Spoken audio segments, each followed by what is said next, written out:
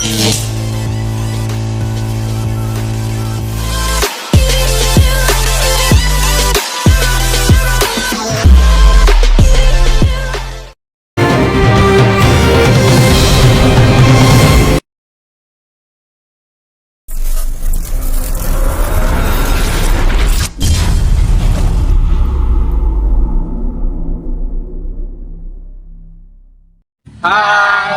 kami dari kelompok 4. Di sini kami mengangkat video tentang edukasi perkelahian. Assalamualaikum warahmatullahi wabarakatuh. Shalom, Om Swastiastu, Namo Buddhaya, salam kebajikan. salam sejahtera buat kita semua. Saya Riris Bintang. Saya Yunitia Fania Shombe. Saya Yasina Christine Calum Sanadi. Saya Sri Rejeki Sitohang. Saya Elrisa Berubarus. Saya Elisman Pangundian Siregar. Pulang Mongondo, Sulawesi Utara, 2 remaja di bawah umur yang tercatat sebagai pelajar di salah satu sekolah menengah atas di Kecamatan Dumoga terlibat perkelahian tepatnya di ruas tengah jalan. Bahkan perkelahian ini juga viral di media sosial.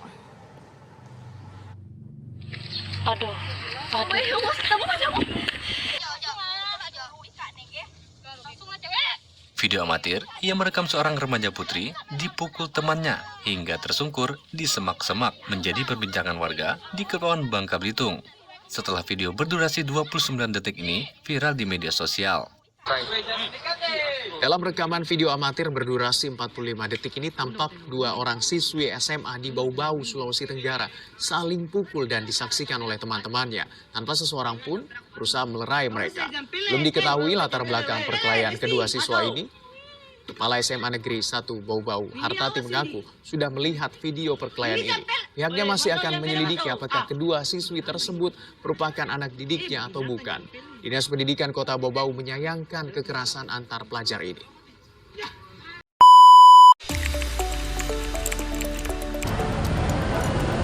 Perkelahian adalah tindakan fisik di mana 2 atau lebih individu terlibat dalam benturan atau konfrontasi secara agresif dengan niat untuk menyelesaikan perbedaan atau konflik, seringkali menggunakan kekerasan fisik.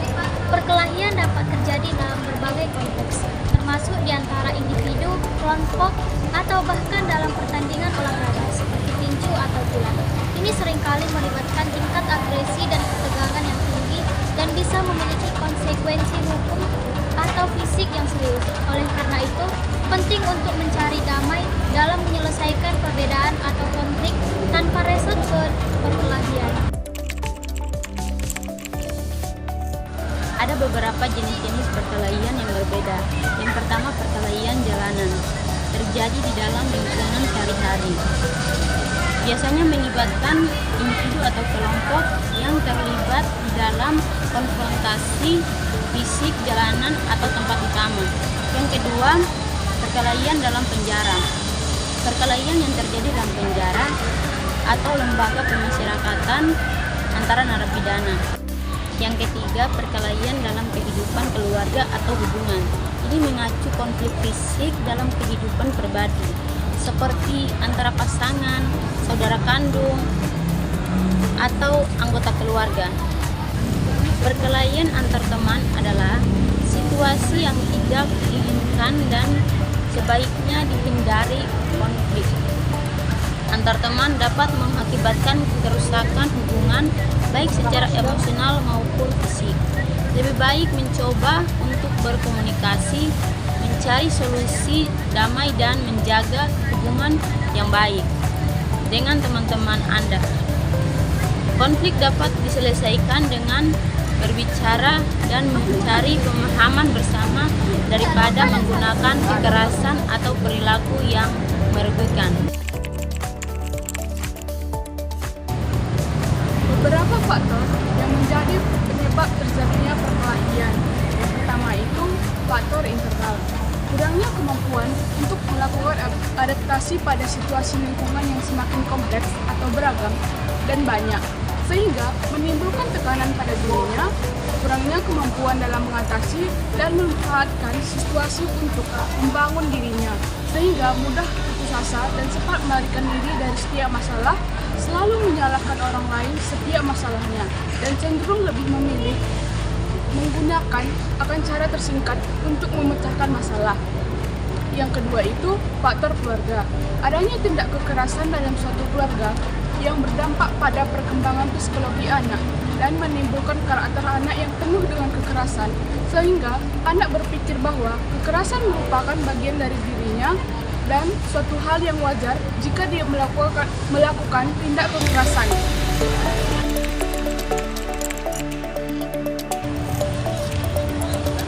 Adapun dampak dari perkelahian itu, yang pertama, membentuk kepribadian yang penuh dengan tindak kekerasan. Yang kedua itu menjadi pribadi yang mudah frustasi karena tidak bisa mencapai tujuan yang diinginkan, yang disebabkan rasa takut akibat segala aksinya. Yang ketiga itu mudah stres karena tekanan.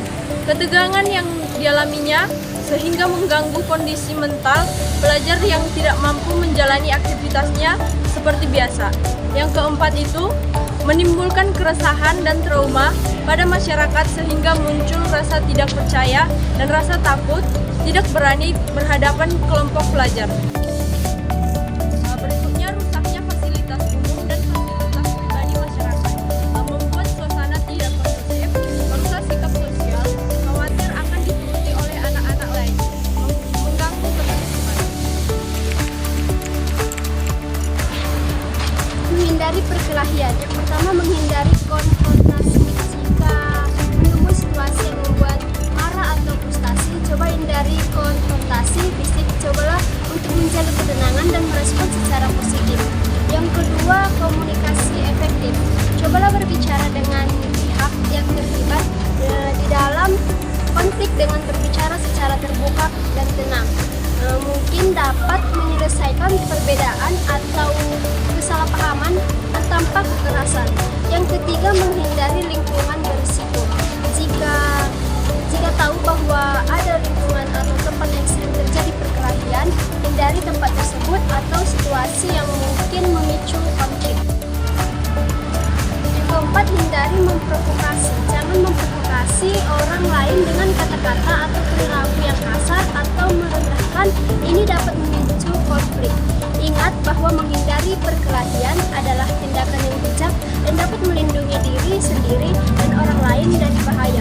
Menyelesaikan konflik dengan damai adalah pilihan terbaik dalam hampir semua situasi.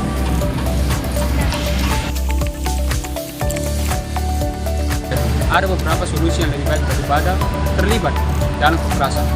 Cobalah ingat langkah-langkah berikut. Yang pertama, cobalah untuk menghindari perkelahian jika mungkin. Hindari konflik dengan pergi menjauh atau mencoba berbicara tenang. Yang kedua, gunakan komunikasi. Cobalah berbicara dengan orang yang terlibat dalam perkelahian untuk mencari pemahaman atau mencari solusi damai. Berikut merupakan fishbone diagram perkelahian atau tawuran. Yang pertama, kurangnya pengawasan orang tua. Kurangnya pengawasan orang tua terhadap perkelahian adalah masalah serius yang dapat berdampak negatif pada perkembangan anak. Hal ini bisa terjadi dalam berbagai situasi, baik di rumah, di sekolah, maupun di lingkungan sosial. Beberapa alasan mengapa kurangnya pengawasan orang tua terhadap perkelahian bisa terjadi termasuk: yang pertama, kesibukan orang tua. Orang tua seringkali memiliki jadwal yang padat, bekerja penuh waktu, atau memiliki tanggung jawab lain yang membatasi waktu yang mereka habiskan dengan anak-anak mereka. Hal ini dapat membuat mereka kurang memperhatikan atau mengetahui apa yang terjadi dalam kehidupan anak-anak mereka. Yang kedua, ketidakpedulian. Beberapa orang tua mungkin kurang peduli terhadap kehidupan anak-anak mereka atau tidak merasa perlu untuk terlibat dalam masalah-masalah mereka. Ini bisa disebabkan oleh berbagai faktor, termasuk stres, kelelahan, atau masalah pribadi. Orang tua terhadap perkelahian dapat menyebabkan beberapa masalah seperti: yang pertama, resiko cedera; yang kedua, masalah psikologis; yang ketiga, gangguan hubungan sosial; yang keempat, pelanggaran hukum. Untuk mengatasi masalah ini, penting bagi orang tua untuk terlibat aktif dalam kehidupan anak-anak mereka, mengembangkan keterampilan pengasuhan yang tepat, dan berkomunikasi dengan anak-anak mereka secara terbuka. Selain itu, pendidikan tentang penanganan konflik dan pengelolaan emosi dapat membantu anak-anak mengatasi perbedaan dan konflik tanpa perlu meresot ke perkelahian. Yang kedua, penegakan hukum. Penegakan hukum terhadap perkelahian atau tawuran terdapat pada Undang-Undang Pasal 358 KUHP dan Undang-Undang Pasal 170 KUHP. Yang ketiga, kurangnya komunikasi kelompok. Kurangnya komunikasi kelompok dalam konteks perkelahian dapat merujuk pada ketidakmampuan anggota kelompok untuk secara efektif berkomunikasi, merespon, atau menyelesaikan masalah perkelahian yang mungkin timbul di antara mereka. Ini bisa terjadi dalam berbagai situasi, seperti kelompok teman sebaya, tim olahraga, dan kelompok kerja. Beberapa alasan mengapa kurangnya komunikasi kelompok dapat menyebabkan masalah perkelahian, termasuk yang pertama, konflik yang tidak diselesaikan, yang kedua, kebijakan anti konflik, yang ketiga, komunikasi yang tidak efektif, yang keempat, kurangnya keterlibatan pemimpin, yang kelima, tekanan kelompok dan grupisme. Kurangnya komunikasi dalam kelompok terhadap perkelahian dapat menyebabkan eskalasi konflik dan berdampak negatif pada hubungan antar anggota kelompok. Untuk mengatasi masalah ini, penting untuk mempromosikan komunikasi terbuka dan efektif dalam kelompok. Yang keempat, kesenjangan sosial pemerintah dalam tawuran. Kesenjangan sosial pemerintah dalam konteks tawuran mengacu pada kurangnya atau kegagalan pemerintah dalam mengatasi, mencegah, atau menangani perkelahian antar individu atau kelompok yang terjadi dalam masyarakat. Tawuran biasanya terkait dengan tindakan kekerasan yang dapat merusak ketertiban umum dan kesejahteraan sosial. Beberapa alasan mengapa kesenjangan sosial pemerintah terjadi dalam tawuran, yaitu yang pertama, kurangnya penegakan hukum, yang kedua, keterbatasan sumber daya, yang ketiga, kurangnya pendidikan dan pencegahan, yang keempat, ketidakpedulian atau kurangnya kesadaran, yang kelima, faktor struktural dan ekonomi. Ketika kesenjangan sosial pemerintah dalam tawuran terjadi, dapat timbul sejumlah konsekuensi negatif, termasuk kerusakan properti, cedera fisik, gangguan ketertiban umum, dan perasaan tidak aman di masyarakat.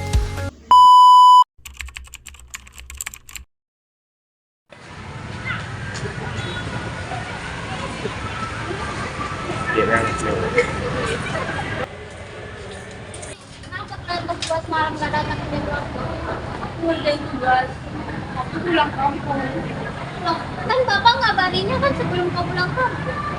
Tapi kalian ngajak kita kelompoknya, pas aku juga di kampung. Jadi kan gak mungkin lagi aku mau balik lagi ke sini. Aku suka juga kan. Terus kau juga sering, emang cuma tugas mau aja yang ada. Jadi tugas kami nggak ada gitu. Emang tugas kelompok ini nggak penting kan? Penting sih, tapi mau dibuat lagi. Tugas itu kan udah siap juga. Emang udah siap, cuma kan capeknya ada di kami. Terus kalian cuma terima hasil aja. Ini udah mau dibayar berapa? Yang kau sedih bayar gimana? Maksudnya kekompakan itu loh, masa nggak ada? Terus kamu apa nyari? Dan yang masalah ini dan pertengkaran kan bisa dicarakan dengan baik. Jadi untuk kita masih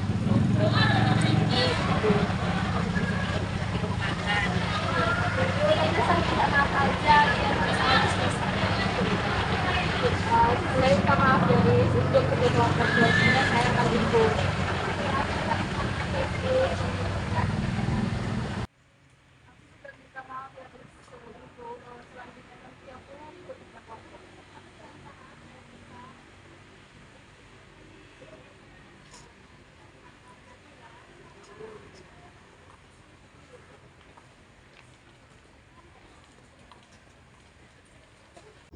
Tawuran atau perkelahian pada dasarnya hanya dilakukan oleh para preman yang tidak bermoral. Namun, pada periode antara tahun 1992 sampai dengan sekarang, peristiwa tersebut dilakukan oleh para pelajar. Bahkan, bukan hanya antar pelajar sekolah menengah ke atas, namun sudah melanda sampai dengan ke kampus-kampus.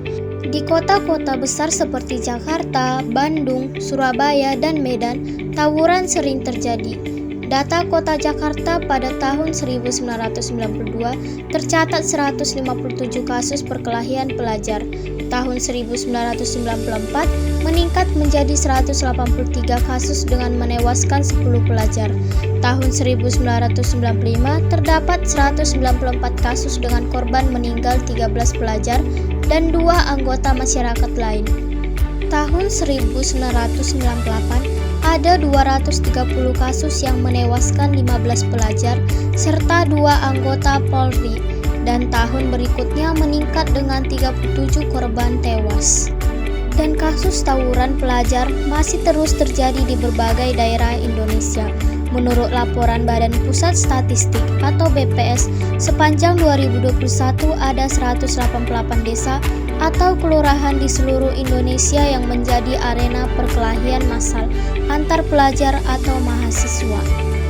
Jawa Barat menjadi provinsi dengan lokasi kasus tawuran pelajar terbanyak, yakni terjadi di 37 desa atau kelurahan. Diikuti Sumatera Utara dan Maluku dengan masing-masing 15 desa atau kelurahan yang mengalami kasus serupa. Tahun ke tahun jumlah perkelahian dan korban cenderung meningkat. Bahkan dalam satu hari terdapat sampai 3 perkelahian di 3 tempat sekaligus. Jika ditambah dengan seluruh wilayah lain di Indonesia, angka kasus tawuran dan korbannya pun pasti lebih banyak lagi. Mencegah tawuran atau perkelahian lebih baik daripada mengatasinya. Untuk bisa mencegah terjadinya tawuran antar pelajar, disarankan membentuk kerjasama yang baik di antara keluarga, sekolah, dan aparat hukum. Keluarga dan sekolah adalah wadah pembentukan kepribadian anak. Jika keduanya memberikan arahan yang baik dan benar, maka anak pun tidak akan mudah terpengaruh oleh faktor-faktor negatif yang mendorong perbuatan yang tidak diinginkan. Sedangkan aparat hukum melakukan pengawasan dan memberikan sanksi atau hukum yang jelas dan tegas, yang dimaksud agar anak berpikir melakukan hal yang negatif hanya merugikan diri sendiri. Selain itu, faktor lingkungan yang mempengaruhi terjadinya tawuran harus mendapat perhatian dengan memandu dan mengarahkan para remaja dan generasi muda serta setiap orang supaya tidak bergaul dengan orang yang tidak baik dan rusak akhlaknya. Pengawasan kepada mereka diperlukan dalam rangka melindungi mereka agar tidak terkontaminasi dengan berbagai perilaku dan akhlak yang bejat. Oleh karena itu, perlu kesadaran setiap orang, terlebih lagi para remaja dan kaum muda, yang selalu berubah sesuai dengan kondisi dan lingkungan. Maka sangat penting adanya penyuluhan yang terus-menerus dan berkesinambungan. Di samping itu, para remaja dan generasi muda harus diberi apresiasi dan dorongan untuk berprestasi sesuai bidang yang diminati, dan dengan menyediakan sarana dan prasarana yang diperlukan. Dengan memberi peluang dan kesempatan untuk melakukan berbagai aktivitas yang positif dan konstruktif, maka energi berlebih yang dimiliki para remaja dan kaum muda tersalur secara baik, sehingga potensi untuk melakukan tawuran atau perkelahian dan segala macam bentuk kejahatan akan berkurang dan pada akhirnya akan hilang. Sekian dari video edukasi kami. Jika ada kata yang kurang berkenan di hati para penonton, kami mohon maaf sebesar-besarnya. Kami ucapkan Sekian dan terima kasih. Bye-bye.